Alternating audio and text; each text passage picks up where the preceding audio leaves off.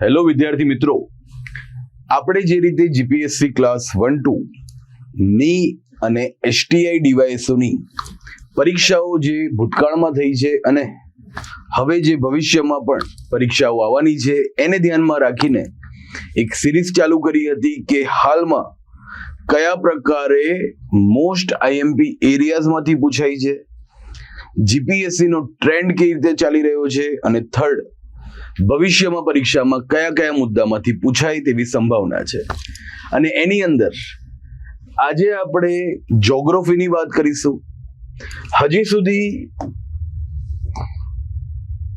આ પ્રકારે આપણે છેલ્લી પરીક્ષાઓનું એનાલિસિસ, એની સાથે સાથે હમણાં થોડા સમય પહેલા કોમન પેપર જે લેવામાં આવ્યું જીએસ નું, એની પણ થોડી બાબતો મેં સાંકળી લીધી છે જેથી કયા ટોપિક કરવા એની સાચી સમજ કેળવાય. અહીંયા આગળ હજી સુધી મેં પોલિટી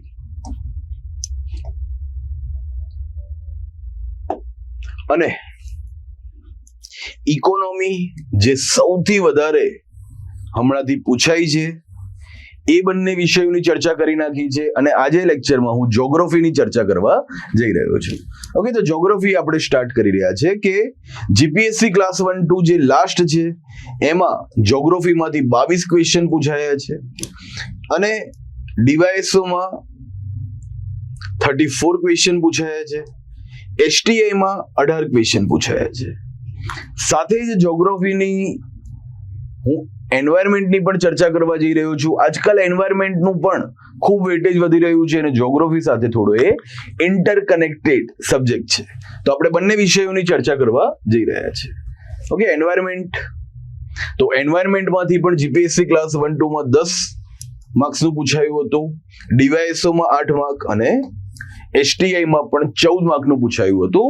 તો જ્યોગ્રાફી અને એન્વાયરમેન્ટ બંને વિષયોની આપણે ચર્ચા કરી રહ્યા છે. જેમ કે હમણાંથી મોસ્ટ આસ્ક્ડ એરિયાઝ કયા રહ્યા છે, તો સૌથી વધારે મહત્વનું છે ભારતનું ચોમાસું. Okay, Indian monsoon most IMP. એકદમ શાંતિથી બેસીને ભારતના ચોમાસાની તમામ બાબતો છે એ આપણે રેડી કરવી પડશે. જેમ કે નૈઋત્યના પવનો, સાઉથ વેસ્ટ વિન્ડ્સ કઈ રીતે ચોમાસું લાવે છે, એ પહેલા આઈટીસીઝેડ નું શું મહત્વ છે, જેટ સ્ટ્રીમ નું શું મહત્વ છે, અલ નીનોની અસર કઈ રીતે થાય છે, ઇન્ડિયામાં કઈ રીતે એ ચોમાસાને નબળું પાડી દે છે, લા નીના કઈ રીતે ચોમાસાને મજબૂત કરે છે, તિબેટના પઠાર પ્લેટાઓ ઉચ્ચભૂમિ એ કઈ રીતે ભારતના ચોમાસા સાથે જોડાયેલી છે, પાછા ફરતા પવનોની ઋતુ, ચારે ઋતુમાંથી એ ક્યાં આગળ વરસાદ લાવે છે, બધી જ ઇન્ડિયન મોન્સૂનને લગતી બાબતો આપણે રેડી કરવી ફરજિયાત છે. સૌથી વધુ પૂછાઈ રહ્યું છે એમાંથી. ત્યારબાદ ગુજરાત રિવર્સ એમાંથી વધારે પૂછાઈ રહ્યું છે અને થર્ડ છે જ્યોગ્રાફી અને એન્વાયરમેન્ટનો કોમન ટોપિક ક્લાઇમેટ ચેન્જ. પહેલા તો જ્યોગ્રાફી અને એન્વાયરમેન્ટમાં શબ્દ વેધર અને ક્લાઇમેટ વચ્ચેનો જે તફાવત છે ત્યાંથી વાંચવાનું શરૂ કરવું જોઈએ. એમાંથી પણ એમસીક્યુ છે એ પૂછાતો હોય છે. ઓકે, તો ક્લાઇમેટ ચેન્જ ઉપર ભાર આપવાનો છે. આ ઉપરાંત જે એકદમ મહત્વના 3 બીજા ટોપિક છે, મૃદા, સોઇલ અને એગ્રીકલ્ચર, કૃષિ, સિંચાઈ જે પણ એગ્રીકલ્ચર સાથે જોડાયેલી બાબત છે, ઇરિગેશન અને સાયક્લોન્સ, ચક્રવાત, આ બાબતો ઉપર ભાર આપવો જોઈએ. અને એના પછી મેપિંગ, જ્યોગ્રાફીમાં તો મેઇન છે મેપિંગ, અને ખનિજો, ક્યાંથી કયા ખનિજો મળે છે એની બાબત, અને ડિઝાસ્ટર મેનેજમેન્ટ, માનવ સર્જિત હોય કે કુદરતી આપત્તિ હોય એ ટોપિકને પણ વ્યવસ્થિત રેડી કરવો જરૂરી છે. વેટલેન્ડ્સ અને એની પણ હું હમણાં ચર્ચા થોડી કરી લઈશ. તો આટલા ટોપિકો ને સૌથી પહેલા જોવા જોઈએ જ્યોગ્રાફીની અંદર. અને હવે ઓર ડિટેલમાં આપણે ચર્ચા કરીએ કે ઉપરના ટોપિકમાંથી કઈ પ્રકારે તમારે રેડી કરવાનું છે. તો મેં હમણાં જ કીધું કે ઇન્ડિયન મોન્સૂન ને લગતી આ ત્રણેય બાબત એ રેડી કરવાની છે. વેસ્ટર્ન ડિસ્ટર્બન્સ, પશ્ચિમી વિક્ષોભ, દેશી ભાષામાં આપણે કહીએ માવઠું, છેક ભૂમધ્ય સાગર જે યુરોપ અને આફ્રિકાની વચ્ચે આવેલો છે. ઓકે, બંને ખંડોની વચ્ચે મધ્યમાં આવેલો છે એટલે ભૂમધ્ય સાગર, મેડિટેરિયન સી. એમાંથી જે પાણીનું બાષ્પીભવન થાય છે, ઇવોપરેશન થાય છે, જેટ સ્ટ્રીમ દ્વારા છેક એ ભારતના ઉત્તર પશ્ચિમ વિસ્તારમાં દરેક શિયાળામાં વરસાદ લાવે છે. રવિ પાક ઘઉં માટે સૌથી મહત્વનું છે. એ વેસ્ટર્ન ડિસ્ટર્બન્સ માંથી પણ વારંવાર પ્રશ્ન પૂછાય છે, હંમેશા કરંટમાં હોય. ઓકે, તો એ કરી નાખવાનું છે. સાયક્લોન, ચક્રવાત, પ્રતિચક્રવાત વચ્ચેનો તફાવત. બીજી બાબત, ચક્રવાત જે મેઇન છે ભારતમાં આવે છે એ છે ઉષ્ણકટિબંધીય ચક્રવાત. ઉપરના કટિબંધમાં આવે છે સમશીતોષ્ણ કટિબંધીય ચક્રવાત. તો બંને વચ્ચેનો તફાવત, કઈ દિશામાંથી કયો આવે છે, કયો સ્ટ્રોંગ છે. ભારતમાં જે ઉષ્ણકટિબંધીય ચક્રવાત છે એ બંગાળની ખાડીથી આવે છે આ તરફ. ઓકે, બીજો જે ચક્રવાત સમશીતોષ્ણ કટિબંધીય ચક્રવાત છે એ અલગ દિશાથી આવે છે, એ આમથી આમ આવે છે. બીજું કે બંને અલગ પ્રક્રિયાના કારણે ચક્રવાત થઈ છે. ઉષ્ણકટિબંધીય ચક્રવાત છે એ કન્વેન્શનલ ઉષ્ણતા નયનની પ્રક્રિયાના લીધે થાય છે, જ્યારે સમશીતોષ્ણ કટિબંધીય ચક્રવાત છે એ વાતાગ્ર ફ્રન્ટલ પ્રક્રિયાના કારણે થાય છે. તો બંનેનો તફાવત આ રીતે પણ બને છે, ઉષ્ણતા નયન ચક્રવાત અને વાતાગ્ર ચક્રવાત. એ રીતે પણ બંનેને રેડી કરવાનું છે. વધારે સ્ટ્રોંગ તો ઉષ્ણકટિબંધીય છે. ક્યારે સુપર સાયક્લોન કહેવાય, ઓસ્ટ્રેલિયામાં વિલી વિલી કહેવાય, અમેરિકામાં હરિકેન કહેવાય. આ બધી જ બાબતો એને લગતી, ટાઇફૂન ક્યાં આગળ કહેવાય, આ બધી જ બાબતો એકદમ વ્યવસ્થિત રેડી કરવાની છે. ચક્રવાતમાંથી એમસીક્યુ વધારે પૂછાઈ રહ્યા છે એટલા માટે. આ ઉપરાંત હીટવેવ, ઓકે, રોજ ન્યૂઝપેપરમાં આવે છે. તો જ્યોગ્રાફીમાં જે આ ગરમ પવનો છે, લૂ ક્યાંથી શરૂ થાય છે, આવી બધી જ બાબતો હીટ વેવ્સની અંદર રેડી કરવાની છે. ક્લાઉડ બસ્ટ, વાદળનું ફાટવું, એ કઈ રીતે થતી પ્રક્રિયા છે. ઓરોગ્રાફિક રેન, પર્વતીય વર્ષા, પર્વત આવતા વાદળો એને અથડાય છે અને મેક્સિમમ વરસાદ એ જ વિસ્તારમાં પાડી નાખે છે. ક્લાઉડ બસ્ટ, એના કારણે જ આટલી ભયંકર ત્રાસદી આવી ગઈ હતી, આપત્તિ આવી ગઈ હતી કેદારનાથમાં. ઓકે, એ ક્લાઉડ બસ્ટ ની જ ઇવેન્ટ હતી, જેના માટે શબ્દ બન્યો કે તે હિમાલયન સુનામી હતી. તો એ ટોપિક વ્યવસ્થિત રેડી કરવાનો છે. અર્બન એરિયામાં જે સમસ્યા થઈ રહી છે ફ્લડિંગની, શહેરી પૂર, અને શહેરો જે રીતે ગરમ ભૂમિ બની રહ્યા છે, હીટ આઇલેન્ડ બની રહ્યા છે. આ ગરમીમાં જોઈ જ રહ્યા છે કે શહેરોમાં જબરદસ્ત રીતે એક તો ઉર્જાના સ્ત્રોતોના લીધે એટલું બધું ઇલેક્ટ્રિસિટી બળે છે. સેકન્ડ થિંગ કે એસી અને ફ્રીઝ વધારે બધા યુઝ કરી રહ્યા છે. કાચના મકાનો છે તો ઓર વધારે એસી નો યુઝ થઈ રહ્યો છે. ગરમી છોડી રહ્યું છે એસી, ફ્રીઝ છોડી રહ્યું છે. વેહિકલ્સ એટલા બધા થઈ ગયા છે તો વેહિકલ્સનું જે ઉત્સર્જન થાય છે એ પણ એક કારણ છે. એના કારણે રાત સુધી તમે જોઈ શકો છો કે ભયંકર ગરમી લાગે છે. હીટ આઇલેન્ડ બની રહ્યા છે ભારતના શહેરો. તો એ ટોપિક પણ જોઈ લેવાનો છે. એને લગતા પણ મુદ્દાઓ કરંટમાં ચાલી રહ્યા છે. આ ઉપરાંત અમે ફિઝિકલ જ્યોગ્રાફીની વાત ખતમ કરી, ભૌતિક ભૂગોળની વાત ખતમ કરી. ઇન્ડિયન જ્યોગ્રાફીની આપણે વાત શરૂ કરીએ તો ફરીથી મોન્સૂન, ચોમાસું, નદી તંત્ર, નદીઓ તો ક્યાંથી ઉદ્ભવે છે, નદી ઉપર કયા ડેમ છે, કઈ એની સહાયક નદીઓ છે, કઈ નદી કયા સાગરને મળે છે, એકદમ રેડી જ કરવાના પ્રશ્ન હોય પ્રિલિમ્સ માટે, મોસ્ટ આઈએમપી કન્ટેન્ટ કહેવાય નદીઓ. ઓકે, તો એ પણ રેડી કરવાનું છે. ગુજરાતની નદીઓ જીપીએસસી માં વધારે પૂછાઈ રહી છે.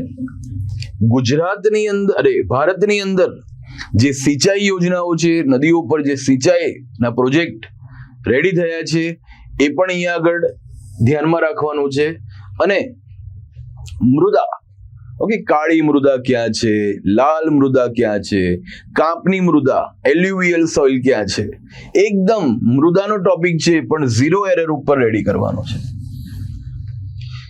કૃષિ ના કયા કયા ઝોન બન્યા છે ભારતની અંદર, ગુજરાતના ઝોન કયા, ભારતના ઝોન કયા, એ પણ આજે જ તમે આ જે પણ ટોપિક હું કહી રહ્યો છું આજે બુકમાંથી ગોતીને પહેલા એ રેડી કરીને એની નોટ્સ બનાવશો તો આવનારી પરીક્ષાઓમાં તમને વધારે લાભ થશે.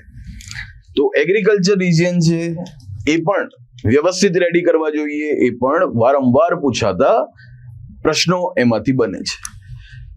આગળ તો ઇન્ડિયન જ્યોગ્રાફી અને ફિઝિકલ જ્યોગ્રાફી મેં ખતમ કર્યું, શરૂ કરી રહ્યા છે ગુજરાત, અને મેં કીધું કે એન્વાયરમેન્ટને પણ આપણે સાથે લઈ લીધું છે જ્યોગ્રાફીની સાથે.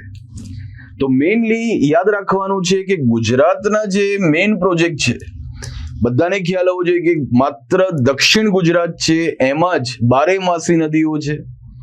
ઉત્તર ગુજરાત સૂકુભટ છે, કચ્છ સૂકુભટ હતું, અને સૌરાષ્ટ્ર છે એમાં પણ પાણીની તંગી હતી. સૌથી મહત્વનો તો સરદાર સરોવર ડેમ બન્યો, એની કેનાલો દ્વારા સમગ્ર ગુજરાતમાં પાણી પહોંચાડવામાં આવ્યું. સૌની યોજના બની સૌરાષ્ટ્ર માટે, ઓકે, સૌની યોજના સૌરાષ્ટ્ર નર્મદા અવતરણ જે આખી ઇરિગેશનની સ્કીમ છે એ અહીંયા જોઈ લેવી જોઈએ. સુજલામ સુફલામ ઉત્તર ગુજરાતમાં ચેક ડેમ બનાવીને જે પાણીનો સંગ્રહ કરવામાં આવે છે એની અંદર પણ તમારે ધ્યાન રાખવાનું છે. સુજલામ સુફલામ યોજના. ગુજરાતમાં બે અખાત, કચ્છનો અખાત, ખંભાતનો અખાત છે. તો અખાતને લગતા મુદ્દાઓ, અખાતમાં શું ચાલી રહ્યું છે, ઓકે, એ બાબતો, રો ફેરી સર્વિસ ચાલી રહી છે એ ક્યાંથી ક્યાં ચાલી રહી છે, ગુજરાત મેરીટાઈમ બોર્ડ છે ચલાવી રહ્યું છે, એ પ્રકારના બધા જ મુદ્દાઓ રેડી કરવા જોઈએ. પોર્ટ્સ, બંદરો, પોર્ટ્સ એ mainly major ports, middle range port, minor ports, અને ગુજરાત છે તો પોર્ટ્સનું હબ છે. સૌથી વધારે ગુજરાતમાંથી થઈ રહ્યું છે હાલમાં વિશ્વ સાથેનો વેપાર, ઓકે, આંતરરાષ્ટ્રીય વેપાર, ગુડ્સ જે છે એ અહીંયાથી થઈ રહ્યા છે. તો મોસ્ટ આઈએમપી ટોપિક કહેવાય કે પહેલા તો ભારતના મેજર પોર્ટ્સ કયા છે, ગુજરાતના કયા છે, ગુજરાતમાં કયા કયા જગ્યાએ આવેલું છે, ક્યાં ક્યાં આઈઆર સાથે કનેક્ટ કરીએ, ક્યાં ક્યાં એલએનજી ટર્મિનલ આવેલા છે, ઓકે, લિક્વિફાઈડ નેચરલ ગેસ ના ટર્મિનલ ગુજરાતમાં ક્યાં ક્યાં આવેલા છે, બીજે ભારતમાં ક્યાં આવેલા હતા જે સક્સેસફુલ ના રહ્યા, એ પ્રકારના બધા જ મુદ્દાઓ તમે જોઈ લો. ડેઝર્ટિફિકેશન ભારતથી લઈને ગુજરાત બધે જ મહત્વનો મુદ્દો છે. અને હમણાં તો છેક અરવલ્લી પર્વતમાળાના લીધે ખૂબ જ કરંટમાં છે કે કઈ રીતે અરવલ્લી પર્વતમાળા ખોદકામના લીધે, ખાણકામના લીધે, વિકાસ પ્રક્રિયાના લીધે, પ્રોજેક્ટ્સના લીધે એ કઈ રીતે એને નુકસાન પહોંચ્યું છે અને રણ છે એ કઈ રીતે આગળ વધી રહ્યું છે. ઓકે, તો એ પણ જોઈ લેવાનું છે, ડેઝર્ટિફિકેશન. અને ગુજરાતમાં જે સેલિનિટી નો મુદ્દો છે, ક્ષારતાનો મુદ્દો છે, એને લગતા કે કુવા શું ચાલી રહ્યું છે નીચે, ખાડ કુવા વગેરેની પણ વાત છે તમારે જોઈ લેવી જોઈએ. આ ઉપરાંત અહીંયા તો જે બધા ટોપિક દેખાય છે એ તો એકદમ પરફેક્ટ પહેલા તો મેપ લેવો જોઈએ. મેપની અંદર બધું જ લોકેશન રેડી કરવું જોઈએ, એના નામ રેડી કરવા જોઈએ.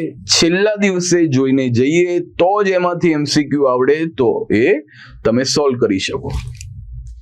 તો આજે જ આ લેક્ચર પતે એના પછી મેપ લઈને બેસવું જોઈએ. અને રામસર સાઇટ કઈ કઈ છે? ઈરાનના રામસરમાં વેટલેન્ડ ડે પણ છે 2 ફેબ્રુઆરી ના દિવસે નક્કી થઈ હતી કઈ કઈ સાઇટ જેને આપણે કહીએ છીએ આદ્રભૂમિ વેટલેન્ડ્સ, નેચરલ વધારે છે, આર્ટિફિશિયલ વધારે છે, એ પહેલા જોવું જોઈએ. એના સિવાય ગુજરાતમાં કઈ કઈ રામસર સાઇટ આદ્રભૂમિ નક્કી થઈ છે, ભારતમાં કઈ કઈ વેટલેન્ડ્સ ની સાઇટ નક્કી થઈ છે, એકદમ લોકેશન વાઇઝ કયા રાજ્યમાં સૌથી વધુ છે, બધું જ લોકેશન વાઇઝ મેપની અંદર રેડી કરવું જોઈએ આ મુદ્દાને. ઓકે, એની સાથે જ લઈ લઉં છું વેટલેન્ડ્સ, બંને સેમ જ કહેવાય. બાયોસ્ફિયર રિઝર્વ, જૈવ આરક્ષિત ક્ષેત્ર ક્યારે ભારતમાં ડિક્લેર થવાના શરૂ થયા, પહેલું કયું થયું, ક્યાં ક્યાં કયા આવેલા છે, ફરીથી એ જ રીતે અત્યારે લેક્ચર પતે એટલે રેડી કરવાનું છે મેપમાં, અને એની થોડી માહિતી એ મેપમાં નીચે ક્યાંક લખી રાખવાની. આ ઉપરાંત મેંગ્રોવ્સ, ઓકે, સમુદ્રને આગળ વધતા રોકે છે મેંગ્રોવ્સ, એની પણ આખા ભારતમાં ક્યાં ક્યાં જબરદસ્ત પ્રકારે એનું કહેવાશે કે લોકેશન છે, એ પણ અત્યારમાં અહીંયા આગળ તમારે દર્શાવવું પડે મેપની અંદર. આ ઉપરાંત ક્લાઇમેટ કોરલ રીફ્સ, તો પરવાળાના ખરાબા ખૂબ મહત્વનો topic. Okay, marine national park Jamnagar થી લઈને જ્યાં જ્યાં પરવાળાના ખરાબા છે એ એકદમ પૂછાતો ટોપિક છે. પરવાળાના ખરાબા એ જ્યોગ્રાફી માટે, સમુદ્ર શાસ્ત્ર ટોપિક માટે મોસ્ટ આઈએમપી કહેવાય. ઓકે, જેમ કે તટીય ખરાબા, બાધક ખરાબા, ઓકે, ઓસ્ટ્રેલિયામાં ધ ગ્રેટ બેરિયર રીફ, એટોલ, તો કહેવામાં આવશે કંકણ દ્વીપ. તો ત્રણેય પ્રકારના પરવાળાના ખરાબાના પ્રકારો, ક્યાં ક્યાં કયું આવેલું છે, એ પણ મોસ્ટ આઈએમપી ટોપિક કહેવાશે, યાદ રાખવાનું છે. નેશનલ પાર્ક અને વાઇલ્ડ લાઈફ કોરિડોર, મેપ લઈને ફરીથી નકશો લઈને બેસવાનું છે, કયા કયા રાજ્યમાં કયા આવેલા છે યાદ રાખવાના છે. લેટેસ્ટમાં કોઈ બન્યા હોય તો એ પાછું મોસ્ટ આઈએમપી થઈ જાય, કારણ કે કરંટ સાથે લિંક કરીને પણ તમારે યાદ રાખવું પડે. તો આ છે આપણે ખતમ કરી રહ્યા છીએ કે જ્યોગ્રાફીમાં કયા એરિયાઝમાંથી પૂછાઈ રહ્યું છે વધારે. આગળ જૂની અને જીપીએસસી જે હતી અને નવી જીપીએસસી જેમાં કયો ટ્રેન્ડ બદલાઈ ગયો છે એની આપણે ચર્ચા કરી રહીએ. પ્રવાહ કઈ રીતે હવે જીપીએસસી માં બદલાઈ ગયો છે. પહેલા જીપીએસસી જે ડાયરેક્ટ ફેક્ટ ઉપર પ્રશ્ન પૂછતી હતી, હવે એના બદલે કન્સેપ્ટ ઉપર અને એપ્લાઇડ વર્ઝન ઉપર, સંકલ્પના ઉપર અને કઈ રીતે લાગુ થાય છે એને ધ્યાનમાં રાખીને એમસીક્યુ પૂછી રહી છે. ફર્સ્ટ, પહેલા નદી એનો સ્ત્રોત માંથી પ્રશ્ન જે વધારે પૂછાતું હતું એના બદલે હવે ક્લાઇમેટ ઉપર વધારે પૂછાય છે.